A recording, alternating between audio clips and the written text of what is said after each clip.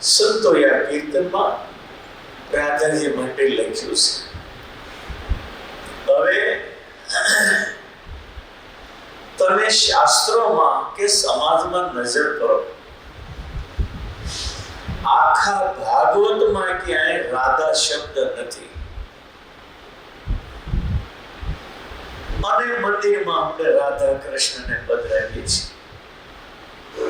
ગમે તે છોકરી ગમે તે છોકરાને ઉભો રાખી ફોટો પાડો, એની વેલ્યુ હું. પણ રાધાજી અને ભગવાનને પધરાવીએ છીએ આપણે મંદિરમાં, ભાગવતની અંદર ક્યાંય રાધા શબ્દ આવતો જ નથી. જો કે રાસલીલામાં કોંસગલીમાંથી રાધાજીને ભગવાને મોરલી વગાડી એટલે રાધાજી રાસમાં હાજર થઈ ગયા હતા નિધિવનમાં, પણ એમાં રાધા શબ્દ નથી લખ્યો, એ કોટી શબ્દ વાપર્યો છે. હતા રાધાજી, પણ જૂના સંતો એવું કહેતા કે વ્યાસનો ભાગવત ગ્રંથ એ સમાધિ ભાષાનો ગ્રંથ છે, અને વ્યાસ રાધા એવું લખવા જાય તો એને સમાધિ થતી ને હાથમાંથી કલમ પડી જતી. એટલે રાધા શબ્દ આખા ભાગવતમાં આવતો નથી. અને બ્રહ્મવૈવર્ત પુરાણમાં મેં વાંચ્યું છે, કોક વાંચવા લઈ ગયો, હજી આવ્યો નથી, હું ગોતું છું. એમાં મેં વાંચ્યું છે કે રાધે કૃષ્ણ ભજન કરવાથી ભગવાન રાજી થાય. પણ કોઈ દોડાયો ભગત એવો નીકળે કે નહીં, અમારે તો પહેલા કૃષ્ણ રાધે ભજન કરવું. તો ભગવાન કે પહેલા મારું નામ ને પછી રાધાના નામે ભજન કરે તો એ મારા દ્રોહી છે. ભગવાન શ્રી કૃષ્ણના પોતાના શબ્દો છે. હું ભાગવતમાં ભગવાન ગોકુળમાંથી નીકળે ત્યારે રડવા જેવો પ્રસંગ કહું છું કે ગોપીઓ રડતી માથા પછાડતી પડી જાય છે. રથ જ્યારે ત્યાંથી નીકળી જાય અને જ્યાં ગોકુળની બહાર રથ જાય ને તો કોંસગલીમાંથી રડતી રાધા આવે છે. એ ડેખાની અંદર પડી જાય ને ઊભી થાય, પડી જાય ને ઊભી થાય. ભગવાન મથુરા જાય, દોડતી રસ્તામાં રથ જાય ને ત્યાં રાધા જાય છે. અને ઈ પરાણાના આક્રંદ કરતી રાધા આવે. ભગવાને જોયું, ભગવાને અક્રૂરને કહ્યું, કાકા રથ ઉભા રાખો. માન ગોપીઓના સમુદાયમાંથી છૂટ્યા, પણ હજી આ રાધા આવે ઉભા રાખો. અને ભગવાન ઠેકડો મારી રથમાંથી ઉતર્યા. આ પ્રસંગ ડોંગરે મહારાજે બહુ સરસ એના ભાગવતમાં લખ્યો. અને દોડતી રડતી પડતી ને આખડતી રાધા આવે. ભગવાન એની આને ગયા અને પછી રાધાજી પગમાં માથું મૂકી નિશાસા નાખી રડે. ભગવાનને થયું કે આને મૂકી જવું. પણ ગોલોકની અંદર શ્રીરામનો શ્રાપ હતો રાધાને, ભરતખંડમાં જાઓ પણ લાંબા કાળ સુધી તમને ભગવાનનો વિયોગ થશે. અને ભગવાને પછી રાધાને કહ્યું, રાધાએ કહ્યું, હું તમારી વગર નહીં જીવી શકું. એક સેકન્ડ રાધા ભગવાનને ભૂલતા નહોતા. એટલે આ મંદિરમાં સ્વામિનારાયણ ભગવાને વડતાલમાં કૃષ્ણની બાજુમાં રાધાને પધરાવ્યા છે. રાધાના જીવનમાં એક સેકન્ડ એવી નથી ગઈ કે રાધા કૃષ્ણને ભૂલ્યા. અને ભગવાન મથુરા જાય ત્યારે એને ખોળે માથું મૂકી જે રાધા રડી છે એ શબ્દો આપણને મળે એમ નથી. અને પછી ભગવાન પણ ઢીલા પડી ગયા ને એની આંખો ભીની થઈ. આખો ગોકુળ છોડ્યું ને તો આંખ નહોતી ભીની થઈ, પણ રાધાને છોડે ત્યારે ભગવાનની આંખો. ભગવાને કહ્યું કે રાધે, અત્યારે પૃથ્વી ઉપર ભાર બહુ વધી ગયો છે. તમારા પ્રેમની આગળ હું નાચ્યો કૂદ્યો, હવે દુનિયાને નચાવા ગયા વગર મારે છૂટક્યો. પૃથ્વી ઉપર પાપનો ભાર બહુ વધ્યો છે. એ ભારને ઉતારવા મારે ગયા વગર છૂટક્યો નથી. મોરલી ભગવાને એ રાધાને આપી અને એને ધીરજ આપીને ભગવાન નીકળ્યા. રાધા એકલો રડીને આંખમાંથી આંબોડા પડતા લોહીના ટીપા પડે એવી પરિસ્થિતિ સુધી રાધા વિરહમાં અળગી છે. મેં આજથી 50 વર્ષ પહેલા વડોદરામાં પુરાણી સ્વામી જગતપ્રકાશદાસજી એને મોઢે પ્રસંગ સાંભળ્યો. ગર્ગ સંહિતામાં લખેલો છે. એ મારી પાસે જૂની ગર્ગ સંહિતા હતી 80 વર્ષ પહેલાની, પણ એ કોક વાંચવા લઈ ગયું, ગઈ હજી આવી નથી. મારું ખાતું બોલવાનું અને લઈ જાય એટલે સમજી લેવાનું બે વસ્તુ ગઈ પછી આવે. એ ગર્ગ સંહિતાનો એક પ્રસંગ પુરાણે સ્વામીએ વડોદરામાં કીધો ને લાખો માણસની આંખમાં આંસુડા હતા. દ્વારકામાં ભગવાન હતા ત્યારનો પ્રસંગ છે. અષ્ટપટરાણીઓ સાથે ભગવાન દ્વારકામાં રહે. બહુ રાણીઓને સુખ આપ્યા. 16,108 ની સાથે 16,108 રૂપિયા બધી રાણીઓના મહેલમાં સુખ આપે. પ્રત્યેક રાણીને એમ થાય બધીને મૂકી ભગવાન મારી ઉપર રાજી છે એટલે જ મારા મહેલ આવ્યા છે. બધીને એવું લાગે એવા સુખ આપ્યા. અને રાધા કુંજગલીમાં રીબાતી હતી. એવામાં ગ્રહણ આવ્યું એટલે ભગવાનને રાધાનો મહિમા અષ્ટપટરાણીઓને સમજાવો હતો. એટલે રાણીઓને કહ્યું તમે ગ્રહણ માટે પ્રભાસમાં ગ્રહણ કરવાથી કોટી ગણું પુણ્ય મળે છે. અષ્ટપટરાણીઓ પ્રભાસમાં ગઈ અને અહીંયા કુંજગલીમાંથી રાધા પણ પ્રભાસમાં ગ્રહણ કરવા માટે આવે. ક્યાં પ્રભાસ અને ક્યાં હતું.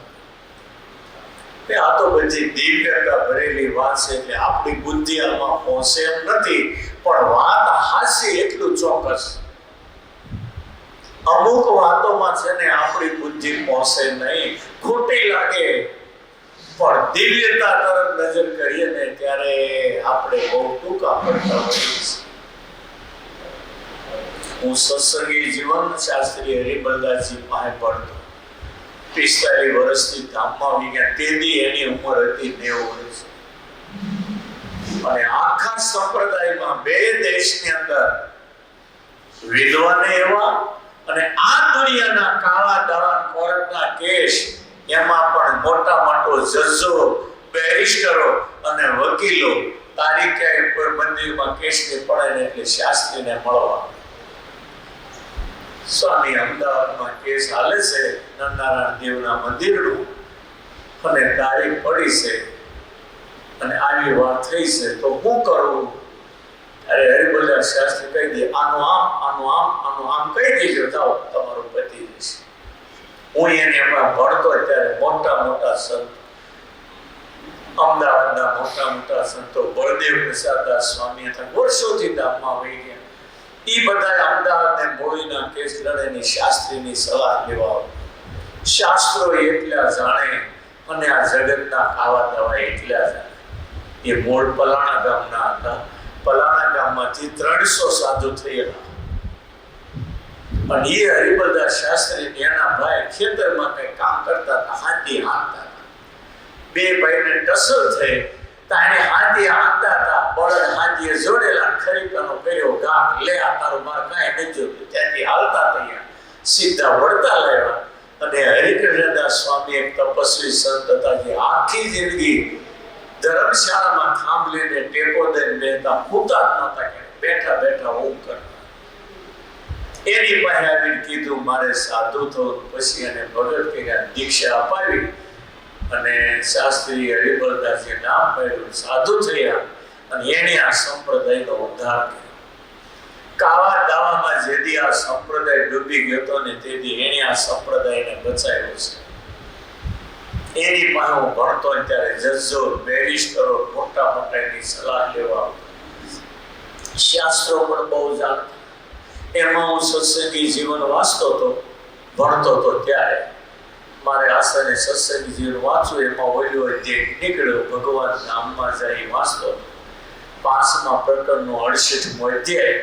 એમાં મહારાજે આગલે દિવસે સભા કરીને બધાની પાસે ધામમાં જવા રજા માંગી. ઈ સભાની અંદર જે બેઠા હતા ને એના નામ લખ્યા. એમાં બ્રહ્માન સ્વામીનું નામ લખ્યું. મેં કીધું આ શતાન સ્વામીએ ખોટું લખ્યું છે. બ્રહ્માન સ્વામી તો જૂનાગઢ હતા, મહારાજ ધામમાં ગયા. શતાન સ્વામી આ ખોટું લખ્યું. તરત સત્સંગી જીવન હાથમાં લઈ ગયો ધર્મશાળાના શાસ્ત્રીજી. શાસ્ત્રીજી આ સત્સંગી જીવનમાં તો શતાન સ્વામીએ ખોટું લખ્યું છે. અને બેઠા થયા પછી જે ખીજાયા મારી ઉપર, બે પદ્યનો હજી એકડો શીખ્યો નથી કે શતાન સ્વામીને ભૂલ કાઢશો. એ તારી જે વાત બ્રહ્માંડ સ્વામી, એ તો બધા ભગવાનનો સાક્ષાત્કાર પામેલા હતા. જૂનાગઢ હતા છતાંય બીજા રૂપે દિવ્ય રૂપે આવ્યા, લીલા જોવા આવ્યા. તને હું ખબર, તું હતો ત્યાં. અને બાજુમાં જો બીજું ના ઈચ્છારામ ગરડામાં વર્ષો પહેલા ધામમાં ગયા. મહારાજે એમને સંસ્કાર કર્યો. ઈ બેઠા હતા, વાંચી દો લખ્યું હતું. એમાં વાંચી તેમાં એવું લખ્યું, ઈચ્છારામભાઈ સભામાં બેઠા. આ તો બધા દિવ્ય પુરુષ કે નંદોએ ખોટું લખ્યું એમ બોલાય નહીં. પાછળથી લોકોએ ભેળસેળ કરી હોય ન મનાય. બાકી નંદોના કાના માત્રમાં બોલ્યો હોય તો એ માન્ય જ લેવું પડે. ભગવાન અને નંદ સંતો એટલે ભગવાન જીવનમાં ક્યારેય ભૂલ ન કરે. આ શીખી રાખે. આ બધું નાનો હતો ત્યારે મારા લોહીમાં રેડી દીધેલું. જોયું તો એમાં ઈચ્છારામભાઈ નું ઈચ્છારામભાઈ પહેલા ધામમાં વહી ગયા હતા. મહારાજે સંસ્કાર કર્યો કરતા. મેં ક્યાં એ વાત થાય છે.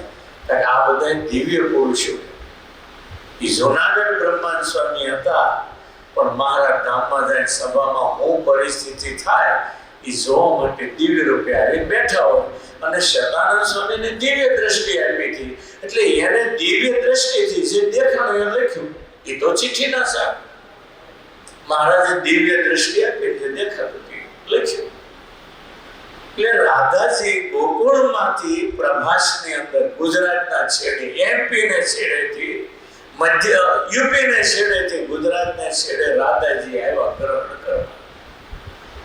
અને એકલા હતા રાધાજી, એવું લખ્યું છે. રાધા તો ગોલોકના મહારાણી હતા, ભગવાનના અર્ધાંગના, જે કાયમ દિવ્ય ગોલોકમાં રાસ થતો હોય. હવે એ ગોકુળમાંથી પ્રભાસમાં 2 મિનિટમાં જવું કેમ ન જાય? અને માતાજી એટલે માતાજી, એમાં તો બીજું કઈ આવે જ નહીં. એટલે પ્રભાસની અંદર એ અષ્ટપટરાણીઓ ગ્રહણનું સ્નાન કર્યું. અને બાજુમાં રાધાજી સ્નાન કરે. અને રાધાજીનું એટલું રૂપ અને તેજ કે એને ન પૂછો. અષ્ટપટરાણીઓ સ્નાન કરીને સમુદ્રના કાંઠે આવે તો થોડે દૂર જોયું તો રાધાને એકલાને જોયા. અને 8 પટરાણીઓના રૂપને ઝાંખું કરી નાખે એવા રાધાજી દેખા.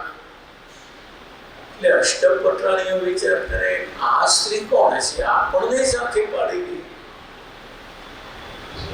એટલે બધી આવી ત્યાં રાધાજી પાસે પ્રભાસની અંદર સમુદ્રના તટ ગ્રહણ મુકાયા પછી.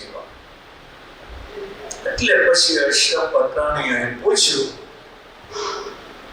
તમે કોણ છો?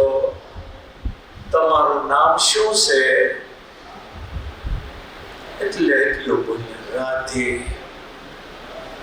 રાણીઓ બધી એકબીજાની સામું જોવા લાગી. અંદરો અંદર બોલે, આપણા ઘરવાળા ક્યારેક ક્યારેક બગાસો આવે ત્યારે રાધે બોલે, એ તો નહીં હોય ને, આપણને ઝાંખી પાડે એવી છે. પૂછે છે કે અમારા હસબન્ડ જ્યારે બગાસું આવે કે ઠેસ આવે ત્યારે રાધે બોલે, ઈ તમે? રાધાજી કે હા. એટલે એમ થયું, આપણા ભગવાનની પ્રિયા હોય તો આપણે એનું સ્વાગત કરવું જોઈએ. સ્વાગત નહીં કરીએ તો કાલે દ્વારકાધીશનો ઠપકો સાંભળવો પડશે. અને રાધાએ ભગવાનના વિયોગમાં મોઢામાં કોઈ દી કાંઈ મૂક્યું જ નહોતું. એ કેમ જીવ્યા એ રાધાજીને ભગવાન બે જાણે છે. રાણીઓને થયું કે આપણે સ્વાગત કરવું જ જોઈએ, આપણા ભગવાનના પ્રિય છે. પછી જઈ ત્યાંથી પડિયામાં દૂધ લાવી અને રાધાજીની ચારે બાજુ ઊભી રહી પડ્યો ધરી કે અમારું આતિથ્ય આટલું તમે સ્વીકારો, આ દૂધ પી. રાધાજી કે નહીં. રાધાએ પ્રભુના વિયોગમાં કોઈ દી કાંઈ મોઢામાં મૂક્યું જ નહોતું. રાણીઓ આગ્રહ કરે, રાધાજી ના પાડે નહીં. રાણીઓ આગ્રહ છેલ્લે એવો આગ્રહ કર્યો, આટલું દૂધ અમારું આતિથ્ય જો ન સ્વીકારો તમને દ્વારકાધીશના સોગંદ છે. અને રાધાજીએ દૂધનો પડ્યો હાથમાં લીધો, દ્વારકાધીશના સોગંદ ખાધા. હવે પીધા વગર હાલે એમ નહોતું. એનું હૃદય એટલું બધું વિરહની અંદર બળવા લાગ્યું, તને ન પૂછવા. નથી પીવું પ્રભુના વિયોગમાં, પણ છતાંય પીધા વગર છૂટક્યો નથી. આજે દ્વારકાધીશના સોગંદ દીધા. આંખમાંથી તો આંસુની ધારા જાય અને નેત્રો બંધ કરી દ્વારકાધીશને યાદ કરી દૂધ પીધું. હૃદયની અંદર દ્વારકાધીશ બિરાજતા હતા અને વિરહની વરાળ જે ગળામાં આવી, રાધાને એટલો બધો વિરહ થયો કે જેટલી ગઈ પ્રભુના વિયોગમાં મેં કઈ લીધું નથી. આજે દૂધ પીવું પડે અને હૃદયમાંથી જે વિરહની વરાળ ગળામાં આવે અને દૂધ રેડે એટલે પ્રાઇમસ ઉપર ઉભરાઈને ગરમ થાય ને એવું ફળફળતું દૂધ થયું. અને એ દૂધ જ્યારે હૃદયમાં ગયું ને દ્વારકાધીશ બિરાજે એની ઉપર ફળફળતું દૂધ આવ્યું અને દ્વારકાની અંદર શૈયામાં હોતેલા દ્વારકાધીશના આખા શરીરે ફોલા પડી ગયા. સંભળાય છે? પછી તો રાધાજી વિરહમાં બહુ દુઃખી થયા, બહુ દુઃખી. રાણીઓ ત્યાંથી છૂટી પડી. દ્વારકા હવે તો પથારીમાં ભગવાન આવો, આખા શરીરે ફોલા પડી ગયા. રાધાનો મહિમા તો બતાવ્યો, આખા શરીરે ફોલા પડી ગયા. બોલે, પ્રભુ આ શું થયું? તમારો પતા. અરે પણ આમ રાધાને દૂધ પાયું હતું. હા, વિરહમાં ફળફળતું એના હૃદયમાં હું બેઠો, મારી ઉપર દૂધ પડીને એટલે મારી આદેશ. ત્યારે અષ્ટપટરાણીને ખબર પડી, ઓ રાધાને આગળ આપણો કોઈ ક્લાસ થયા. પછી આ કેમ સારું થાય? મારા ભક્તને રજ આવે ને તો સારું થાય. આ બધી રાણીની ભગત હતી, પણ કે આપણા પગ શરણની રજ કે આપણા ધણીને થોડી અપાય. ગોકુળમાં મોકલે, ગોપીઓને કીધું, ઉદ્ધવને મોકલ્યા ભગવાનના શરણની રજ. ઉદ્ધવે ન આપી ને રાણીએ ન આપી. પણ ગોકુળમાં ગયા કે ભગવાન બીમાર છે અને શરણ રજ હોય તો હાજર થઈ કે મારા ભક્તની શરણ રજ લાવો. તો ગોપીઓ ફળિયામાં ધૂળમાં ઊંઘી વિપક પછાડવા પડે, જેટલી જોઈ એટલી લઈ જા. અરે પણ ગોપીઓ કે હું અરે પણ કારણ કે આ શરણ રજ તમે ભગવાનને આપો, નરકમાં નહીં જવું પડે. અરે ભલે નરકમાં જવું પડે, અમારા ભગવાન હાજર થતા હોય તો અમે નરકમાં જશું. અને એ રજ લઈને ઉદ્ધવજી દ્વારકામાં આવે. રજને જોઈને ત્યાં ભગવાન હતા હાજર થઈ ગયા. ભગવાન ભાવનો પૂછ્યો છે, પદાર્થ માટે તો આપણે વલખા મારીએ. ભગવાનને સારું થઈ. સાચા ભગવાનના ભક્ત તો આ સંપ્રદાયમાં ગોપીઓ ભાગવતનો પ્રાણ કહેવાય. સત્સંગી જીવનમાં એપલ ખાતરનો પરિવાર અને રામાયણની અંદર લક્ષ્મણજી, સીતાજી, હનુમાનજી, એક એક પાત્ર તમે જુઓ તો આપણી અકલ ખોવાઈ જાય. એમાં રાધાજીની આ સ્થિતિ હતી અને એટલે મંદિરમાં આપણે ભગવાન કૃષ્ણની બાજુમાં રાધાજી પધરાવી, લક્ષ્મીજી વિધાનથી પધરાવીએ છીએ ને બિરાજે બીજા નંબરે લક્ષ્મી પણ કોઈ કમ ન. રુક્ષ્મણી વિવાહની કથા તો તમે સાંભળી જશે. ભગવાનને માટે એક રાત વિરહમાં લક્ષ્મી રુક્ષ્મણીને એવી ગઈ છે, એક યુગ જેવી એક રાત ગઈ છે. અને એ રાત્રે આહોડા પડતા હતા, કાગળ લખ્યો દ્વારકાધીશને, અને સુદેવ બ્રાહ્મણ કાગળ લઈ દ્વારકા જાય અને સુદેવને કહ્યું, સુદેવ, આ રુક્ષ્મણીએ કાગળમાં અક્ષર નથી લખ્યા, મારા કાળજામાં અક્ષર લખ્યા છે. કેમ એટલી બધી અકળાય છે? ઈ મને ઝંખી રહી છે ને હું પણ એને ઝંખી રહ્યો છું. સુદેવ બોલે, પ્રભુ, તો પછી હવે વિલંબ કરવા જેવું નથી. સેવકને કે સુદેવને જમાડી દો, અને દારૂ સારથીને કહ્યું, રથમાં હથિયારો, ભાલા, તીરકાંઠા, બાણ, ભાથો બધું ગોઠવી. અને સુદેવ બ્રાહ્મણ જમી રહ્યા અને તરત લીધા રથમાં કહે છે કે હવે જાય છે, બરાબર રથને પકડી રાખજો, અને રથ જાણે પૃથ્વીને ન અડે ને ઈ ગતિએ ઈ દ્વારકાથી રથ કુંદન પર તરફ ગતિ થયો. અને જે મહેલની અંદર રુક્ષ્મણી હિબકા ભરીને રડતા, એવો પોકાર રુક્ષ્મણી. જંગલો, પહાડો અને નદીઓને વટાવતા રથ કુંદનપુરના પાદરમાં સૂર્ય ઉગ્યા પહેલા આવી ઉભો રહ્યો. ક્યાં દ્વારકાના ગુજરાતના પહેલા છેડા ઉપર દરિયા કાંઠે દ્વારકા, અને ક્યાં એમપીના પહેલા છેડા ઉપર અમરાવતી, જે કહેવાય છે તે કુંદનપુર. ત્યાંથી ભગવાન એક રાતમાં રથ લઈને આવી ગયા રુક્ષ્મણી. કેવો એ હૃદયનો આર્તનાદ રુક્ષ્મણીનો હશે, વિચાર કરો. અને હજારો રાજાઓની બીચમાંથી એ રુક્ષ્મણીનું હરણ કરીને લઈ નીકળી ગયા, અને રાજાઓને સેલે આપતા ગયા કે જેને આવજો પાછળ, હજી સીમાડે એક પહોર ઉભો રહો. ભણનો દીકરો કોઈ ન ગયો, અને રુક્ષ્મણીનો રૂકમી એનો ભાઈ, એનું હળતું અપમાન થયું. હજારો રાજાઓની બીચમાંથી ભગવાને રુક્ષ્મણીનું હરણ કર્યું.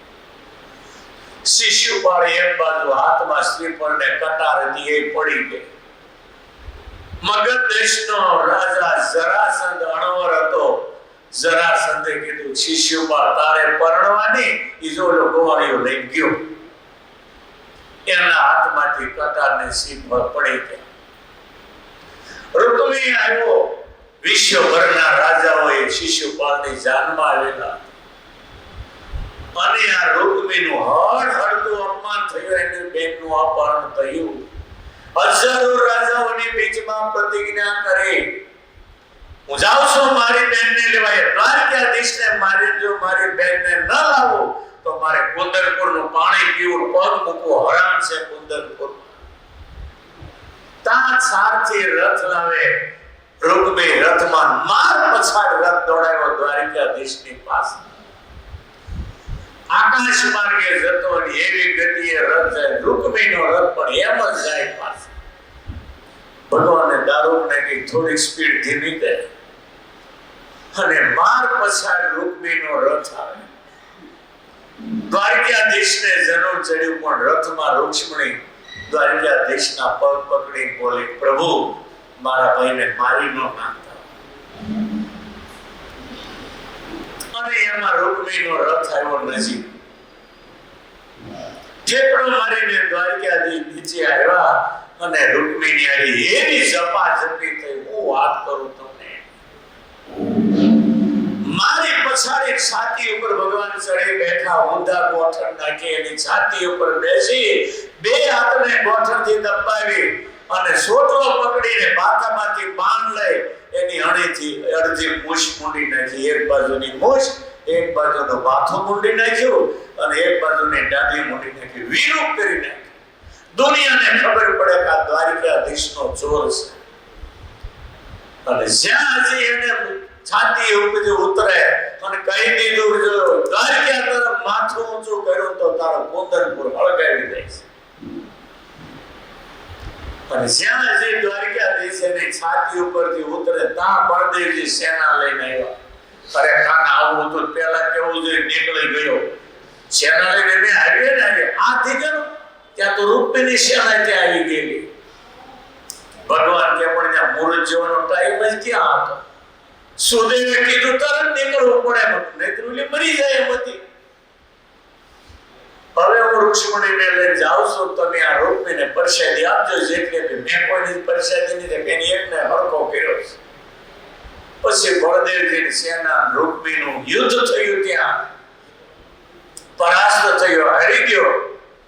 અને પછી એ રૂકમી પછી કુંદનપુરમાં ગયો નથી, કુંદનપુરમાં પગ મૂક્યો નથી અને એ જંગલની અંદર ભોજકટ નામનું નગર વસાયું। પછી રૂકમી ત્યાં રહ્યો છે।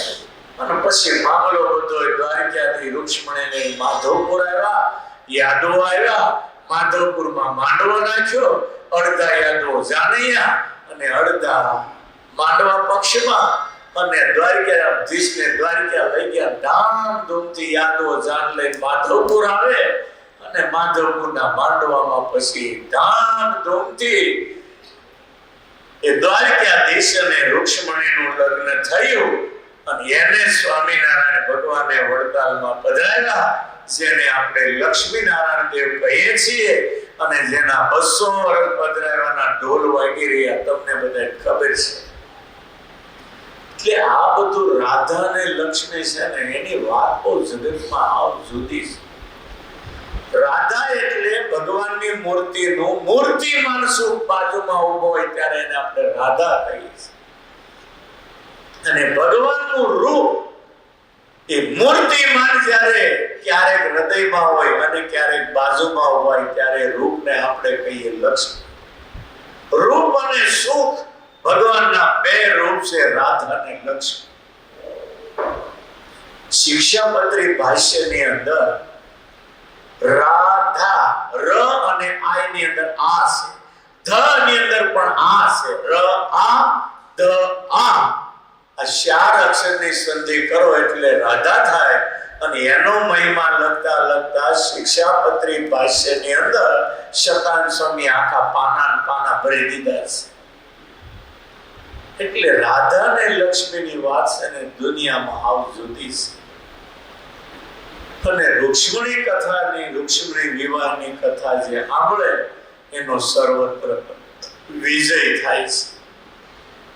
અને એ લક્ષ્મીનારાયણ દેવ આ કુબેરનગરમાં મંદિરમાં બિરાજે અને ત્યારથી આ સંપ્રદાયનો વિજય થયો છે।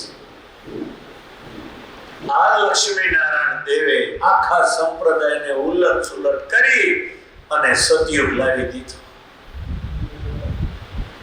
એટલે રાધા અને લક્ષ્મી એ ભગવાનના અંગ સ્વરૂપમાં છે। એટલે એક વાત કહી દઉં કે રાધે કૃષ્ણ ભજન કરો તો મુક્તિ મળે, લક્ષ્મીનારાયણ ભજન કરો તો મુક્તિ મળે।